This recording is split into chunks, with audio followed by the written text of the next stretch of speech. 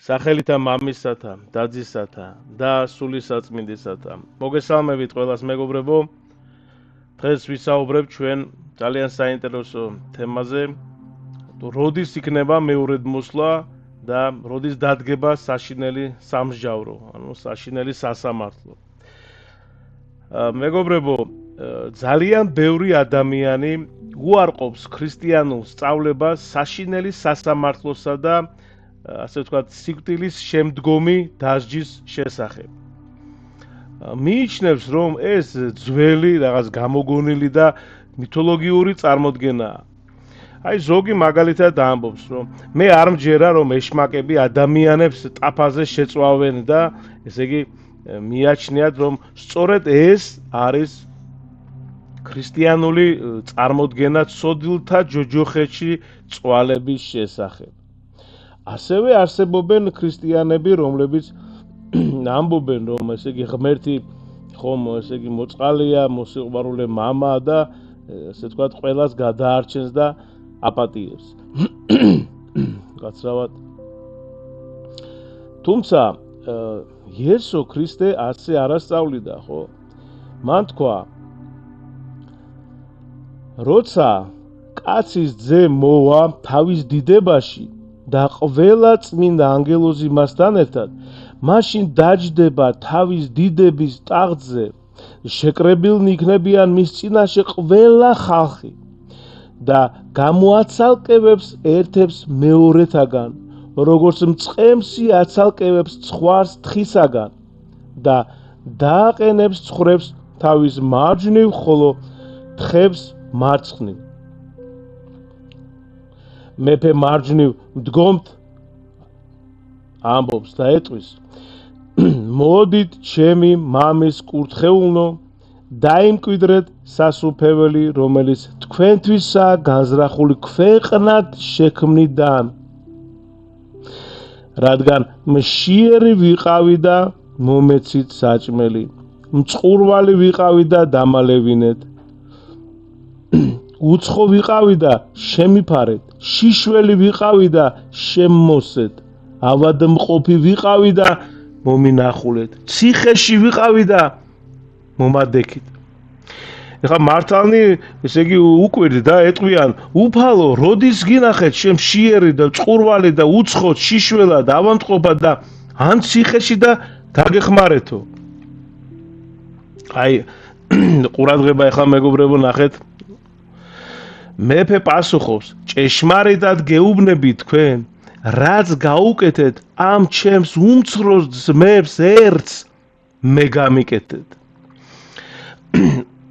ამიტომ მეგობრებო, ნახეთ, სანამ დრო არის, უნდა ვაკეთოთ სიკეთე, უანგარო სიკეთე. შეიძლება ჩვენ ესე იგი დავეხმარებით ჩვენ ოჯახის წევრებს, ნათესავებს, ჩვენ მეგობრებს, თქვა თანამშრომლებს და ასე შემდეგ.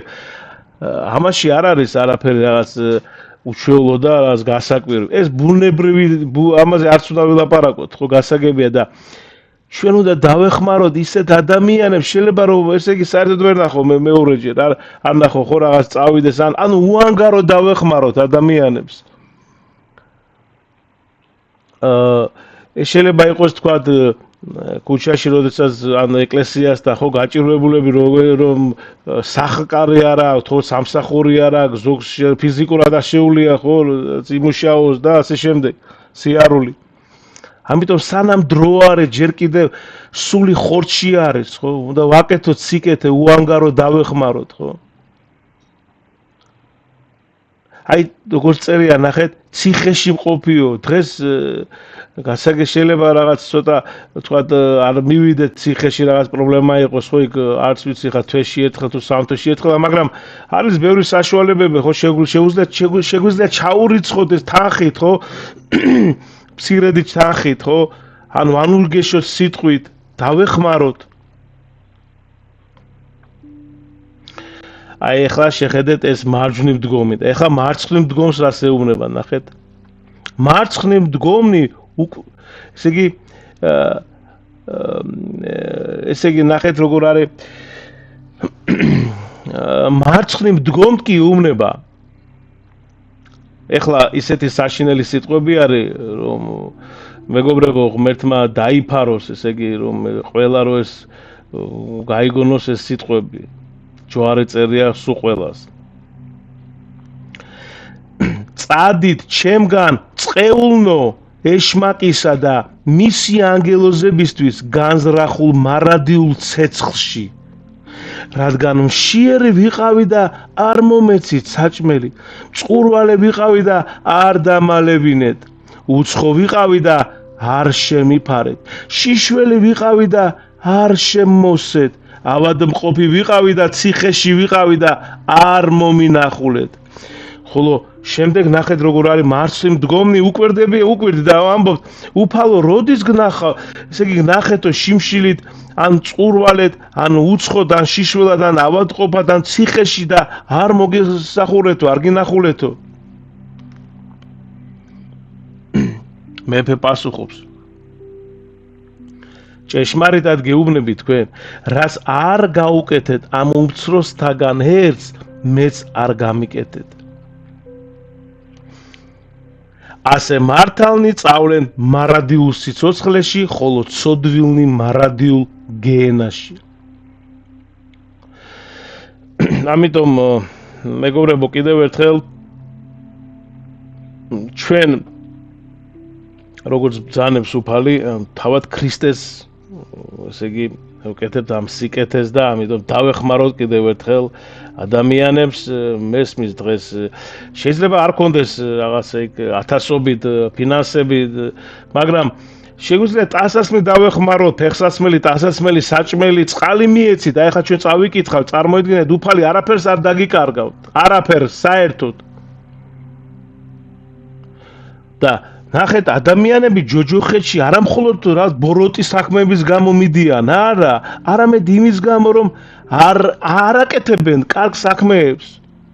ანუ იმის თქვა მინდა, რომ ზოგჯერ არის შეგიძლია რომ გააკეთო, მაგრამ ადამიანს ეზარება ან არ უნდა ან კიდე რა სხვა მიზეზების გამო, ხო?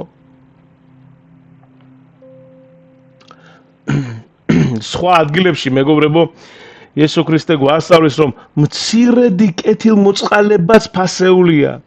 მაგალითად, ნახეთ, ვინც ამ უმცროსთაგან ერთს მხოლოდ ჭიქაცივი წყალი დაალევინებს, ხო? დაალევინოს, ჭეშმარიტად გეუბნები თქვენ, არ დაკარგავს თავის ჯილდოს.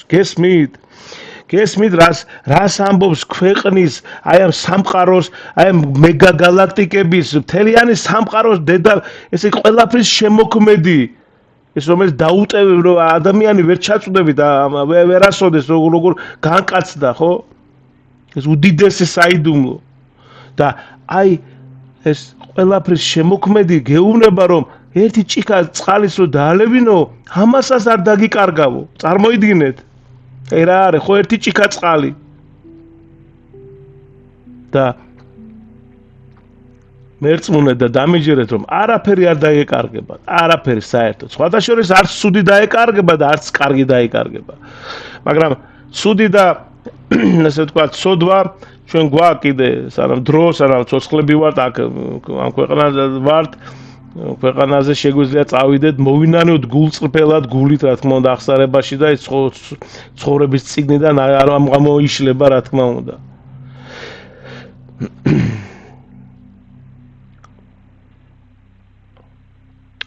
მეგობრებო, ეხლა ნახეთ როგორი რამ არის, ანუ იესო ქრისტე ჩამოთვლის გაჭირვებულთა, ესე იგი, ეს თქვათ კატეგორიას, ხო? როგორი არის, ხო? მშიერნი, მწყურვალნი, უცხონი, შიშველნი, ავადმყოფნი და ციხეში მყოფნი. მნიშვნელოვანია, მეგობრებო, რომ აქ, ესე იგი, შესული ადამიანები საჭიროებენ დახმარებას. ნახეთ, ყურადღება, მიუხედავად იმისა, თუ როგორ აღმოჩნდნენ ასეთ მდგომარეობაში. კიდევ ერთხელ გავიმეორებ. მიუხედავად იმისა, თუ როგორ აღმოჩნდნენ ასეთ მდგომარეობაში, ჩვენი საქმე არ არის განკითხვა, ჩვენი საქმე არის დახმარება. და განკითხვა და ეს სენი საშინელი კატასტროფული და ეს მართლაც სულის კიბო უნდა ვებრძოლოთ ამას. როგორ ვებრძოლოთ?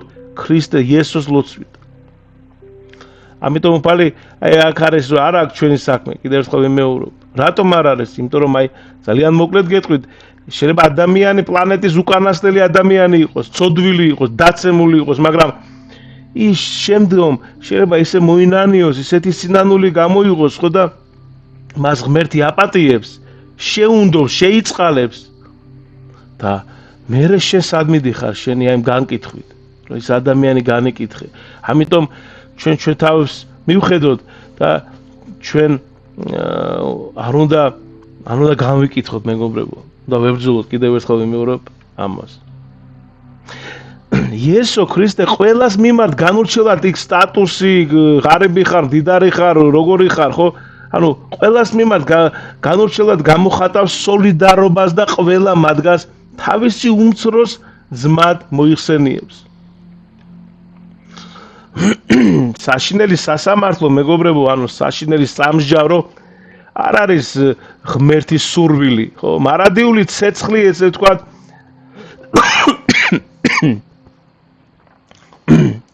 უკაცრავად ბოდიში. მარადიული ცეცხლი, რომელიც ცოდვილთათვის განისაზღვრება, არ არის ღვთის შექმნილი, არამედ ადამიანთა და ეშმაკის არჩევანის შედეგია. ჩვენ თვითონ მივირჩევთ, ჩვენ გვაქვს თავისუფლება, ღმერთმა მოგცა, როდესაც შექმნა ადამიანი, მამიცა თავისუფლების არჩევნის ნება, ხო? და ჩვენ ვირჩევთ, მარტივი არის, ნახეთ, ან ვირჩევთ სინათლეს, ან ვირჩევთ სიბნელეს. და თითოეული ადამიანი დედამიწაზე იწყებს საკუთარი გადაწყვეტილების შეცნობას. მარტივია, ხო, თუ მხარს დაუჭერ ღმერთს, სინათლეს, ასე ვთქვათ, და კეთილ საქმეებს გადარჩები და თუ ეწინააღმდეგები ბოროტებას, ესე იგი მაშინ გასაგებია ყველაფერი, ხო? საშინელი სასამართლო, ანუ საშინელი სამსჯავრო მხოლოდ დასასრულია იმ პროცესისა, რომელიც უკვე, ნახეთ, ადამიანმა დედამიწაზე დაიწყო. გნებავთ ის დაწკნა, ესე იგი ადამიანის არჩევანისა, ხო? ვისთან დადგება, ღმერთთან თუ ბოროტებასთან. მეგობრებო, ეხლა მეორედ მოსვლასთან დაკავშირებით მინდა გითხრათ, რომ ბევრი საუბრობს ქრისტეს მეორედ მოსვლაზე. კაცრავად ისე. მაგრამ წმინდა მამები გვახსენებენ, რომ ეს არის დრო, როცა თითოეული ადამიანის ცხოვრება გამოჩნდება, ესე ვთქვათ, სინათლეზე, ხო? ისინი გვასწავლიან, რომ არ ვიცით როდის მოვა უფალი, ამიტომ ყოველთვის მზად უნდა ვიყოთ.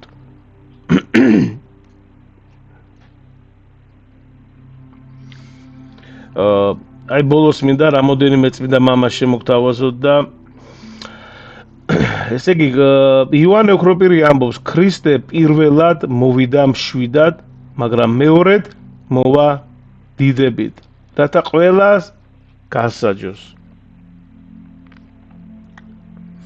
ბასილი დიდი გვაფრთხილებს, რომ ვინც აქ არ ეძებს ქრისტეს, ვერ შეხვდება მას სიხარულით.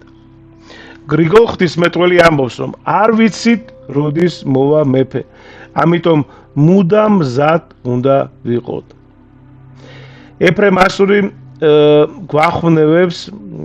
გვამხნევებს, რომ ნეტარია ის, ვინც ქრისტეს მოსვლას შიშით კი არა, სიხარულით ელის.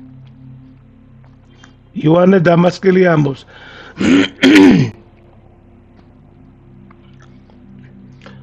უკაცრავად ყელიმმა გაცრიებული ბოდიში გიხდით.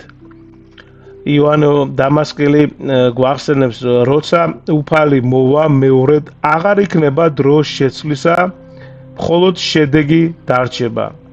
და ბოლოს ავგუსტინე გვასწავლის, რომ ვინც ქრისტეს ნამდვილად, ესე იგი, მას უყვარს, ხო? ის მუდამ ელოდება მას. ღმერთმა გაგაძლიეროთ და ღმერთმა დაგლოცოთ. მადლობა.